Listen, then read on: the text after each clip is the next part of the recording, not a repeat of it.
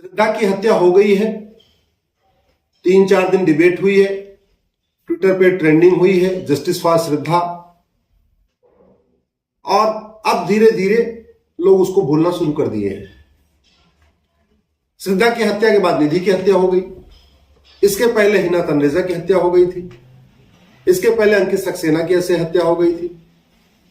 तो हो क्या रहा है कि जैसे एक हत्या होती है 2-3 दिन तक हम लोग ट्विटर पे ट्रेंडिंग करते हैं, उनकी फोटो शेयर करते हैं, सोशल मीडिया में लिखते हैं, कुछ लोग कैंडल मार्च करते हैं, कुछ लोग जो है घर पे जाके सांत्वना देते हैं, बहुत सारे पॉलिटिशियन हैं वो घर जाते हैं, अपनी फोटो उनके साथ खिंचवाते हैं सांत्वना देते हुए, उसके बाद चले आते हैं। लेकिन कभी आपने सोचा हमने उसके बाद में बदलाव किया क्या? अगर अपराध हो रहा है और एक के बाद एक हो रहा है, और केरल में भी हो रहा है, बिहार में भी हो रहा है, बंगाल में भी हो रहा है, यूपी में भी हो रहा है, पंजाब में भी हो रहा है, कश्मीर में भी हो रहा है, गुजरात में भी हो रहा है, ऐसा राज्य है जहां पे गला रेत के नहीं मारा गया पिछले 5 साल में, टुकड़े टुकड़े करके नहीं मारा गया? कोई ऐसा एक राज्य मुझे बताइए जरा। और अभी तो हालत ये हो गई, अब तो मुझे लगता है डिस्ट्रिक्ट वाइज हमें काउंट करना पड़ेगा, जो कि हम लोग मीडिया के द्वारा पता हमें करते हैं, हमें तो मीडिया में जो बहुत हाईलाइट हो जाता है उनके बारे में पता चलता है, लेकिन आप गहराई से जाओ तो पता चला हर जिले में ये चीजें हो रही, हर डिस्ट्रिक्ट में हो रही। तो ये सब करके, ट्विटर ट्रेंडिंग करके, फेसबुक पे लिख के, टेलीग्राम पे वीडियो शेयर करके, व्हाट्सएप पे वीडियो शेयर करके, ओम शांति लिख के, उसके बाद फिर हम लोग दूसरे काम में लग जाते हैं। फिर 15 दिन बाद एक नई घटना आती है, फिर हम लोग वही काम करते हैं। आखिर ये रुकेगा कि नहीं रुकेगा? ये जिहाद खत्म हो, जिहाद का मूल कारण क्या है, इसका स्थायी समाधान क्या है, इस पे कभी चर्चा नहीं होती। मीडिया वाले भी नहीं तैयार है करने के लिए। मीडिया वाले भी जो चर्चा कर रहे हैं, कैसे कर रहे हैं? 2 आदमी इधर से, 2 आदमी उधर से, 2 आदमी जस्टिफाई करने वाले, 2 आदमी उसकी निंदा करने वाले, 4 आदमी बुला लेंगे, 40 मिनट का कार्यक्रम होता है, 40 मिनट में 2-2 सेगमेंट मिलता है, ऐसे निकल जाता है। आप इस बात पे चर्चा ही नहीं हो रही कि जहनियत आ कहां से रही है, ये सोच आ कहां से रही है। ये तो हम सबने बचपन में सुना हुआ है कि जो बच्चा होता है उसका बिहेवियर, उसका स्वभाव, उसका संस्कार, उसका कैरेक्टर इस बात पे डिपेंड करता है कि वो आंखों से क्या देख रहा है, कानों से क्या सुन रहा है, मुंह से क्या खा रहा है। ये तो आप भी जानते हैं, हम भी जानते हैं। इसीलिए बचपन में कहा जाता है कि भाई जब बच्चा पेट में हो, अच्छी अच्छी बात करो, अच्छी अच्छी बात सुनो, अच्छी चर्चा करो। ये तो गर्भधारण संस्कार बहुत पहले से रहा है हमारे देश में, हम लोग उसको भूल गए, अलग बात है। नहीं तो पहले ये था कि भाई ठीक है, माँ प्रेग्नेंट हो गई है तो आप अच्छी बातें सुने, अच्छे अच्छे गाना गाए, अच्छी चर्चा करे, रामायण पढ़े, गीता पढ़े, ऐसी बातें होती थी। और जब बच्चा आया तो उसके संस्कार शुरू हो गए। भाई बच्चे के सामने कोई गंदी बात मत करो, बच्चे के सामने झगड़ा मत करो, बच्चे के सामने ठीक से रहो। थोड़ा झगड़ा करना भी है तो अलग से भले कर लो, बच्चे के सामने कुछ नहीं होना चाहिए। ऐसे एक माहौल था, एक ऐसी बातें होती थी कि बच्चे के सामने कुछ गलत बात ना होने पाए, बच्चा अपनी आंखों से कोई गलत चीज देखने ना पाए, बच्चा अपने कानों से कोई गलत चीज सुनने ना पाए, बच्चा अपने मुंह से कोई गलत चीज खाने ना पाए। ये उस पर रिस्ट्रिक्शन थी। लेकिन आज की डेट में क्या हो गया, जब जो बच्चा बचपन से ही इस बात को सुन रहा है कि हम पाक हैं बाकी नापाक हैं, हम अच्छे हैं बाकी बुरे हैं, ये जायज है ये नाजायज है, ये ठीक है ये हराम है, जिसको बचपन से ब्लड दिखाया जा रहा हो, खून दिखाया जा रहा हो, जिसके अंगों को बचपन में काट दिया जा रहा हो, जिसके सामने बचपन में ही हलाल किया जा रहा हो जानवरों को, तो उसका कुछ तो असर उसके दिमाग पे आएगा ना। छोटा सा बच्चा जिस उम्र में उसको चींटियों को आटा खिलाना चाहिए, अगर उस उम्र में वो जानवर कटता हुआ देखेगा तो उसके दिमाग पे असर तो रहेगा। पूरी दुनिया में जो इस बात पे चर्चा होनी चाहिए कि अगर आप डालिए, अपने गूगल करिए list of designated terrorist group, list of designated terrorist group में आपको पर्टिकुलर एक ही कम्युनिटी के सारे आतंकवादी संगठन क्यों है, ऐसा क्यों हो रहा है, इतना वायलेंस क्यों हो रहा है। अभी पिछले 10 साल में या 5 साल में जितने मर्डर हुए हैं, जहां इंटरफेथ मैरिज हुई है, जहां लड़का हिंदू है या लड़की हिंदू है, उसमें जो मर्डर हुआ है, उसको आप मर्डर को देखिए, पैटर्न देखिए, 90% केस में हिंदू ही मारा गया, चाहे वो बेटा हिंदू हो चाहे वो बेटी हिंदू है। श्रद्धा लड़की थी इसलिए मारा गया, अंकित सक्सेना लड़का था तब भी मारा गया, हिना तनरेजा लड़की थी तब भी मारी गई, डॉक्टर नारंग या और भी ऐसे पूरे देश में, किशन भरवाड़ हो चाहे जो भी हो, तो मारा कौन जा रहा है? हिंदू।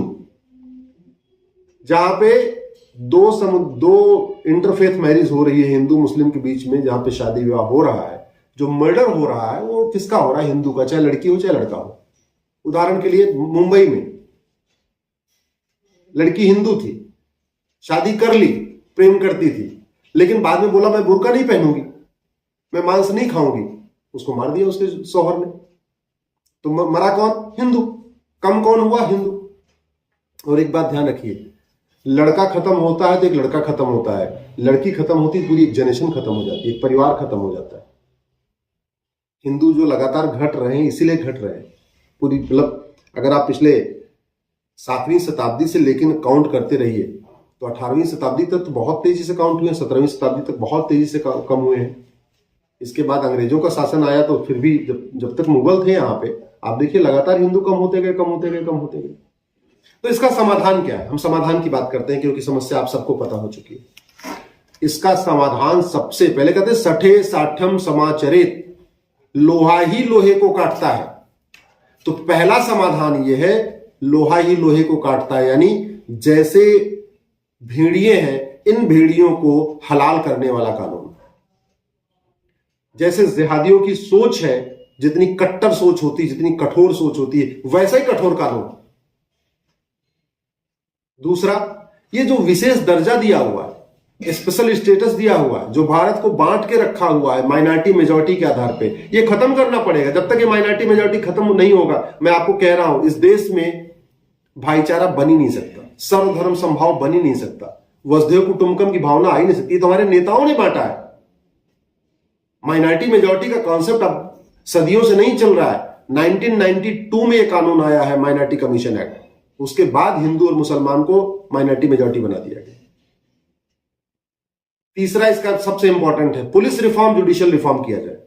जो अपराध करे 6 महीने के अंदर उसको सजा हो जाए। अगर अपराध के बाद जल्दी सजा हो जाती है तो अपराध कम होता है। अपराध के बाद अगर 20-20, 25-25 साल तक सजा होती नहीं है तो इस बीच में बहुत सारे अपराध हो चुके होते हैं।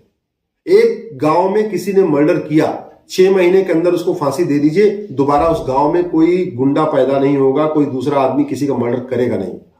लेकिन आपने 25 साल तक वो मुकदमा चलाया तो ध्यान रखिए उस गांव में 2-4 मर्डर और हो जाएगा। सठे साठम समाचरित, दुनिया के जिन देशों ने इस सिद्धांत को अपनाया, सठे साठम समाचरित को, आज वहां सुख शांति है। अमेरिका में शांति है, चाइना में शांति है, सिंगापुर में शांति है, दुबई में शांति है। भारत अशांत है क्योंकि हमने सठे साठम समाचरित सिद्धांत को अपनाया नहीं, जबकि यह सिद्धांत भारत का है। विदुर का कहा हुआ वाक्य है ये। महात्मा विदुर ने कहा था सठे साठम समाचरित, बाद में चाणक्य ने भी कहा था सठे साठम समाचरित।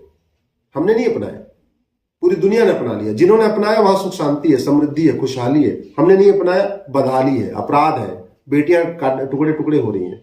तो अगर बेटियों को बचाना है तो सबसे पहले जरूरी है पुलिस रिफॉर्म, जुडिशियल रिफॉर्म। अगर बेटियों को बचाना है तो सबसे पहले माइनॉरिटी मेजॉरिटी का कॉन्सेप्ट खत्म हो। अगर बेटियों को बचाना है तो सबसे पहले जो ये मदरसा एजुकेशन चल रही है, जो अलग अलग एजुकेशन चल रही है, इसको सबको बंद किया जाए, पूरे देश में समान शिक्षा लागू किया जाए। कम से कम 10वीं तक, यानी 16 साल तक देश के सभी बच्चों की किताब एक किया जाए। गुजरात वाला गुजराती में पढ़े, महाराष्ट्र वाला मराठी में पढ़े, तमिलनाडु वाला तमिल में पढ़े, किताब एक होनी चाहिए। मैं गारंटी के साथ कहता हूं, उसके बिना ये जिहाद नहीं रुकेगा, कट्टरवाद नहीं रुकेगा, मजहबी उन्माद नहीं रुकेगा, जब तक इस किताब एक नहीं होगी। कम से कम 16, मैं तो कह रहा हूं 12वीं तक एक कर सकते हैं, ज्यादा अच्छा है। और नहीं 12वीं तक, यानी 18 साल तक नहीं तो कम से कम 16 साल तक तो एक होनी चाहिए। जब तक जनसंख्या नियंत्रण कानून नहीं बनेगा तब तक अपराध कम नहीं होगा। अगर हमें बेटियों को बचाना है तो पुलिस रिफॉर्म, जुडिशियल रिफॉर्म के साथ साथ समान शिक्षा, समान नागरिक संहिता लागू करना पड़ेगा, जनसंख्या नियंत्रण कानून बनाना पड़ेगा। तब जाके बेटियां हमारी बचेंगी, तब जाके हमारी आने वाली जनरेशन बचेगी। अगर हमें अपनी बेटियों को बचाना है, हमारी अगले जनरेशन को बचाना है, तो इस देश में जो देश को बर्बाद करने के लिए विदेशों से फंडिंग आ रही है, उस फंडिंग को रोकना पड़ेगा। जो खाड़ी देशों से हवाला के जरिए फंडिंग आ रही है, जो बाकी अलग देशों से एफसीआरए के जरिए आ रही है, इस एफसीआरए कानून की जरूरत क्या भी है? क्यों हमें चाहिए विदेशी फंडिंग? किस लिए? ऐसा कौन सा काम है कि यहां के लोग यहां खुद अपने आप में नहीं कर सकते जो विदेशों से फंडिंग चाहिए? और विदेशों से जिसको फंडिंग लेना होगा वो बाकायदा प्रॉपर वे में सीधे अकाउंट में दे देगा। एफसीआरए के जरिए एनजीओ को क्यों फंडिंग? इस देश को एनजीओ, इतने एनजीओ की जरूरत क्या है? 15-20 लाख एनजीओ क्यों चाहिए? सरकार इस देश में बिजली दे दे, सड़क बना दे, पानी दे दे, लॉ एंड ऑर्डर ठीक कर दे, बाकी सारा काम हम लोग खुद कर लेंगे, एनजीओ की जरूरत नहीं है। ये एनजीओ इस देश को बर्बाद कर रहे हैं।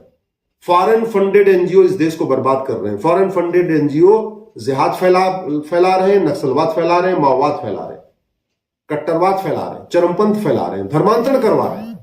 जितने फॉरेन फंडेड एनजीओ है, हमें नहीं चाहिए ऐसे एनजीओ। क्यों सरकार ने इनको जिंदा रखा हुआ? क्यों उनको बाहर से फंडिंग करवा रहे हैं? एफसीआरए कानून इसलिए खत्म करना जरूरी है और हवाला को रोकना जरूरी है। हमारे देश में हवाला खिलाफ कठोर कानून नहीं। इस देश में 50,000 करोड़ रुपए हर साल हवाला के जरिए आ रहा है खाड़ी देशों से जिहाद फैलाने के लिए। हमने जिहादियों को फांसी देने का कानून ही नहीं बनाया, हवालाबाजों को फांसी देने के लिए कानून नहीं बनाया। दुनिया के कितने देशों में जो हवाला करते हैं उनको फांसी दी जाती है। 500 साल, 600 साल, 800 साल सजा होती है हवाला करने वालों को, जो हवाला के जरिए पैसा पहुंचाते हैं। हमारे देश में कानून ही नहीं। कानून है, मुकदमा चलेगा 25 साल, सुप्रीम कोर्ट तक मुकदमा आएगा। जितने का हवाला करता उतना सरकार का पैसा खर्च हो जाता है वकील करने में। भाई अल्टीमेटली सरकार को वकील तो उपलब्ध कराना पड़ता है। वकील तो कोई केस लड़ता नहीं है। डिस्ट्रिक्ट कोर्ट में वकील सरकार लगाती है, हाई कोर्ट में वकील लगाती है, सुप्रीम कोर्ट में वकील लगाती है। आप अगर देख लीजिए, डिस्ट्रिक्ट कोर्ट से लेकर सुप्रीम कोर्ट तक सरकार जितना वकीलों पे खर्च करती है, उससे कम हवाला के जरिए जितना माल जब्त होता है उससे ज्यादा मतलब वकीलों के ऊपर खर्च हो जाता है। कठोर कानून बना दे, नार्को पॉलीग्राफ ब्रेन मैपिंग बना दे तो ये हवाला भी रुक जाएगा। और 100 रुपए से बड़ी नोट की जरूरत ही नहीं है। अननेसेसरी चला रखा है 100 रुपए से बड़ी नोट। कोई जरूरत नहीं 100 रुपए से बड़ी नोट की। 80 करोड़ लोगों को मुफ्त में राशन दिया जा रहा है, यानी 80 करोड़ लोग गरीब हैं, उनको तो चाहिए नहीं। 80% लोग 100 रुपए से कम खर्च करते हैं, उनको भी 100 रुपए से बड़ी नोट नहीं चाहिए। लेकिन ये नेताओं को, नौकरशाहों को चाहिए, लुटेरों को 100 रुपए से बड़ी नोट चाहिए। उनके लिए नोट चल रही है। मैं कड़वी बात कह रहा हूं आपको। इस देश में भ्रष्टाचार के खिलाफ कठोर कानून पता है क्यों नहीं बन रहा है? आम जनता तो चाहती बन जाए, नेता और नौकरशाह नहीं चाहते। क्यों? क्योंकि इस देश के बजट का 20% हिस्सा नेताओं की जेब में जाता है, नौकरशाहों के जेब में जाता है। इस भारत का टोटल बजट 70 लाख करोड़ है। 70 लाख करोड़ का 20% मतलब 14 लाख करोड़। इस देश के नेता और नौकरशाह 14 लाख करोड़ लूट के अपने घर ले जाते हैं।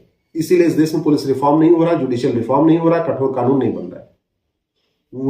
जो लुटेरे हैं वही कानून बनाने वाले हैं, जो कानून बनाने वाले हैं वही लुटेरे हैं। तो कानून बनेगा कैसे? और कानून नहीं बनेगा तो हमारी आपकी समस्या ठीक नहीं होगी। याद रखिए, आपको छोटे छोटे काम के लिए बाबुओं के सामने जाके हाथ जोड़ना पड़ेगा, 1000-2000 रुपए देना भी पड़ेगा।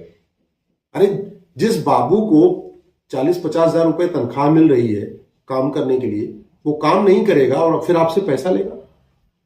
आप घर में अगर कोई मान लो डोमेस्टिक हेल्प रखते हो, मान लो ड्राइवर रखते हो, उसको आप 15-20 हजार रुपए देते हो, तो क्या पर डे उसको अलग से आप गाड़ी चलाने का पैसा देते हो? अरे महीने में एक बार दे दिया, उसकी ड्यूटी अपना महीने भर गाड़ी चलाए। आप घर की साफ सफाई के लिए मान लो किसी को लगाते हो, 2000 रुपए देते हो, 3000 रुपए देते हो, तो क्या पर डे वो जब ड्यूटी आती है तब पर डे भी पैसा देते हो? तब तो नहीं देते हो आप। तो जब आपने डोमेस्टिक जो हेल्पर है, घर में खाना बनाने वाली या घर में साफ सफाई करने वाली, उसको आप एक महीने में एक बार पैसा देते हो, पूरे महीने वो ड्यूटी करती है। आप अगर कोई ड्राइवर रखते हो, एक बार महीने में तनख्वाह देते हो, पूरे महीने वो ड्राइविंग करता है। तो ये सांसद हुए, विधायक हुए, थानेदार हुए, हवलदार हुए, कलेक्टर हुए, सिपाही हुए, इनको भी तो महीने में एक बार तनख्वाह मिलती है ना। तो जब एक बार तनख्वाह मिलती है तो उनको बार बार पैसा क्यों देना? क्योंकि हमने ऐसी व्यवस्था बनाई नहीं। मैं आपसे निवेदन करता हूं, अगर चाहते हैं कि भारत में सुख शांति आए, आपका परिवार सुख शांति से रहे और आप सुरक्षित रहें, आने वाली जनरेशन सुरक्षित रहे, फिर किसी की बेटी के 35 टुकड़े ना हो, फिर कोई श्रद्धा ना मारी जाए, तो प्लीज पार्टियों से ऊपर उठिए, पुलिस रिफॉर्म, जुडिशियल रिफॉर्म की मांग करिए, समान शिक्षा लागू करने की मांग करिए, समान नागरिक संहिता लागू करने की मांग करिए, घुसपैठ के खिलाफ कठोर कानून की मांग करिए, धर्मांतरण के खिलाफ कठोर कानून की मांग करिए, जनसंख्या नियंत्रण कानून मांग करिए, हवाला के खिलाफ कठोर कानून की मांग करिए, भ्रष्टाचार के खिलाफ कठोर कानून की मांग करिए और कालाधन के खिलाफ कठोर कानून की मांग करिए। जब तक ये सारी व्यवस्था नहीं होगी, ऐसे बेटियां मारी जाती रहेंगी, ऐसे डिबेट होती रहेगी, चर्चा होती रहेगी, नेता इसमें अपनी नेतागिरी चमकाते रहेंगे, सब इसमें जय जयकार करवाते रहेंगे, माला माला पहनते रहेंगे, पहनवाते रहेंगे, सब चलता रहेगा। न भ्रष्टाचार कम होगा, न अपराध कम होगा। भ्रष्टाचार अपराध तभी कम होगा जब कानून बदलेगा, और कानून तब बदलेगा जब सब लोग इस देश के पार्टी से ऊपर उठेंगे, नेताओं से ऊपर उठेंगे और कठोर कानून की मांग करेंगे। आपको अगर वीडियो ठीक लगा हो तो कम से कम 10 लोगों को शेयर जरूर करिएगा। यह हमारे और आपके बच्चों के भविष्य का सवाल है।